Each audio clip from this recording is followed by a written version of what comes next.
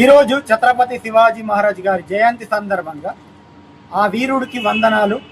హిందూ సామ్రాజ్యాన్ని స్థాపించి భారత చరిత్రలో స్వరాజ్య స్థాపకుడిగా నిలిచిన శివాజీ మహారాజ్ గారు కేవలం ఒక యోధుడు మాత్రమే కాదు, ప్రజల మనసు గెలిచిన పరిపాలకుడు. అయిన విజయాల్లో గిరిజనుల పాత్ర ఎంతో గొప్పది. సహ్యాంద్రి అడవులు, కొండలు తెలిసిన బిల్, కోలి, రామోసి వంటి గిరిజన సమాజాల వారిని తన సైన్యంలో భాగం చేసి గౌరవించాడు.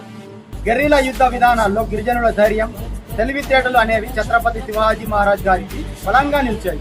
ఆ కాలంలో తక్కువగా భావించబడిన గిరిజనులకు శివాజీ మహారాజ్ గారు అవకాశం ఇచ్చి వారి సామర్థ్యాన్ని గుర్తించి ప్రపంచానికి చూపించారు.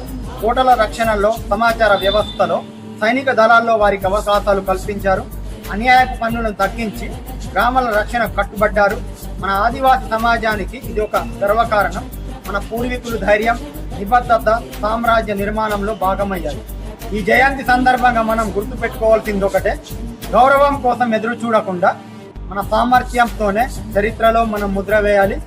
శివాజీ మహారాజ్ గారి స్ఫూర్తి మన ఆదివాసి యువతకు ధైర్యం, ఆత్మవిశ్వాసం నింపాలి. స్వరాజ్యం అంటే కేవలం రాజ్యం కాదు, మన గౌరవం, మన హక్కులు, మన స్వాభిమానం. జై భవానీ, జై శివాజీ మహారాజ్.